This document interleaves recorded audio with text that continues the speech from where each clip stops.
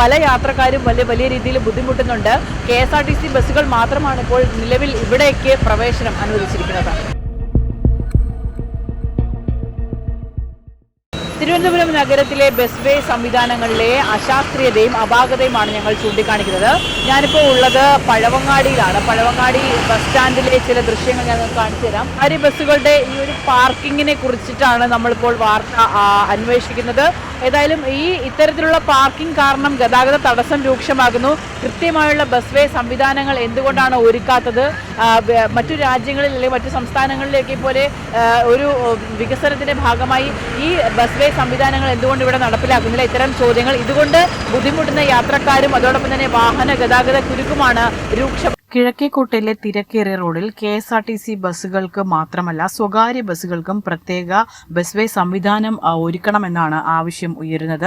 ഈ ബസ് സ്റ്റോപ്പുകൾ അതോടൊപ്പം തന്നെ നവീകരിക്കുകയും യാത്രക്കാർക്ക് സുരക്ഷിതമായി ഇറങ്ങാനും കയറാനുമുള്ള സൗകര്യങ്ങൾ ഒരുക്കി കൊടുക്കുന്നതും അനിവാര്യമായിരിക്കുന്നു. ഏതായാലും ഇത്തരം തിരക്കേറിയ റൂട്ടിൽ സ്വകാര്യ ബസ്സുകൾക്ക് മാത്രം പാർക്കിംഗ് അനുവദിക്കാത്തത് കൊണ്ട് തന്നെ പലപ്പോഴും ഇവിടെ ഗതാഗത കുരുക്ക് രൂക്ഷമായിരിക്കുകയാണ്.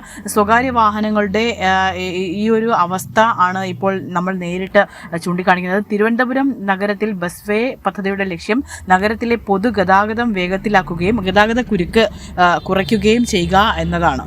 കിഴക്കേക്കോട്ടയിലെ ഈ ബസ് സ്റ്റാൻഡിൽ KSRTC ബസ്സുകൾക്ക് മാത്രമാണ് ഇപ്പോൾ അനുമതി നൽകിയിരിക്കുന്നത്.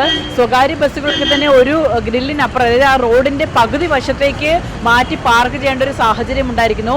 പ്രൈവറ്റ് ബസ്സുകൾക്ക് കൃത്യമായ രീതിയിലുള്ള ബസ് വേ സംവിധാനം നടപ്പിലാക്കാത്തത് കൊണ്ട് തന്നെ പല യാത്രക്കാരും വലിയ രീതിയിൽ ബുദ്ധിമുട്ടുന്നുണ്ട്.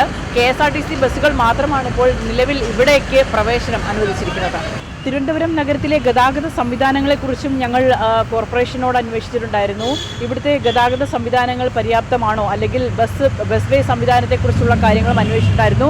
ഞങ്ങൾ നടത്തിയ അന്വേഷണത്തിൽ സ്വകാര്യ ബസ്സുകൾ ബസ് വേയിൽ പാർക്ക് ചെയ്യുന്നതുമായി ബന്ധപ്പെട്ട് പര്യാപ്തമല്ലാത്ത രീതിയിലുള്ള സംവിധാനങ്ങൾ കാണാൻ കഴിഞ്ഞു. അതോടൊപ്പം തന്നെ വലിയ രീതിയിലുള്ള ഗതാഗത കുരുക്കിനും അതോടൊപ്പം തന്നെ ബസ്സുകൾക്ക് കൃത്യമായ രീതിയിലുള്ള പാർക്കിംഗ് സംവിധാനവുമായി ബന്ധപ്പെട്ടും ഇവിടെ അന്വേഷണം നടക്കുകയാണ്. ഏതായാലും കൃത്യമായ രീതിയിൽ ഈ ബസ് വേ സംവിധാനം നടപ്പിലാക്കാത്തതും വലിയ രീതിയിലുള്ള ഗതാഗത പ്രശ്നങ്ങൾക്കും നഗരത്തിൽ വലിയ ഗതാഗത കുരുക്കിനും ഇടയാക്കുന്നുണ്ടെന്നാണ് അറിയാൻ കഴിയുന്നത്. ക്യാമറമാൻ അരുൺ സാഗറിനോടൊപ്പം ബിൽവനിക്സൺ, വിസ്മയ ന്യൂസ്.